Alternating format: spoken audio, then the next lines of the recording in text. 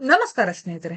ಖ್ಯಾತ ನಿರೂಪಕಿ ಅನುಶ್ರೀ ರೋಷನ್ ಶೆಟ್ಟಿ ಅವರನ್ನ ವಿವಾಹವಾಗಿದ್ದು, ಮದುವೆ ಬಳಿಕ ಕಾರ್ಯಕ್ರಮವೊಂದರಲ್ಲಿ ತಮ್ಮ ಗಂಡನ ಬಗ್ಗೆ ತಮಾಷೆಯಾಗಿ ಮಾತನಾಡಿದ್ದಾರೆ. ಸರಳವಾಗಿ ಮದುವೆಯಾದ ಅನುಶ್ರೀ ನಿರೂಪಣಾ ವೃತ್ತಿಯನ್ನ ಮುಂದುವರಿಸುವುದಾಗಿ ಹೇಳಿದ್ದಾರೆ. ಕರ್ನಾಟಕದ ಖ್ಯಾತ ನಿರೂಪಕಿ ಅನುಶ್ರೀ ಹೊಸ ಜೀವನಕ್ಕೆ ಕಾಲಿಟ್ಟಿದ್ದು, ರೋಷನ್ ಜೊತೆ ಸಪ್ತಪದಿ ತುಳಿದಿದ್ದಾರೆ.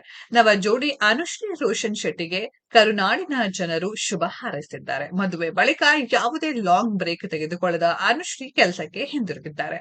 ಹಿಂದೂ ಧಾರ್ಮಿಕ ಸೇವಾ ಟ್ರಸ್ಟ್ ಆಯೋಜನೆಯ ಗಣೇಶೋತ್ಸವದಲ್ಲಿ ಪತಿ ರೋಷನ್ ಜೊತೆ ಅನುಶ್ರೀ ಭಾಗಿಯಾಗಿದ್ರು.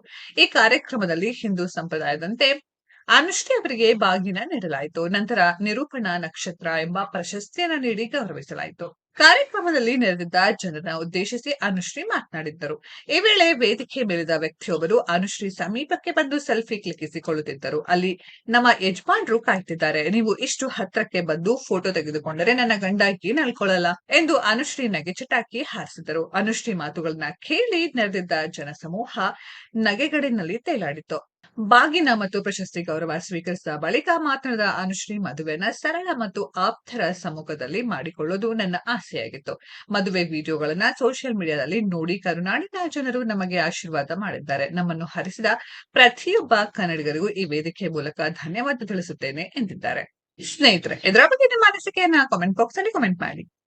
ಈ ವಿಡಿಯೋ ಇಷ್ಟ ಆಗಿದ್ರೆ ಲೈಕ್ ಮಾಡಿ, ಶೇರ್ ಮಾಡಿ, ಚಾನೆಲ್ ನ ಸಬ್ಸ್ಕ್ರೈಬ್ ಮಾಡಿ, ಪಕ್ಕದಲ್ಲಿ ಇರೋ ಬೆಲ್ ಐಕಾನ್ ನ ಹಿಟ್ ಮಾಡಿ. ಮುಂದಿನ ವಿಡಿಯೋದಲ್ಲಿ ಭೇಟಿಯಾಗೋಣ. ಧನ್ಯವಾದಗಳು.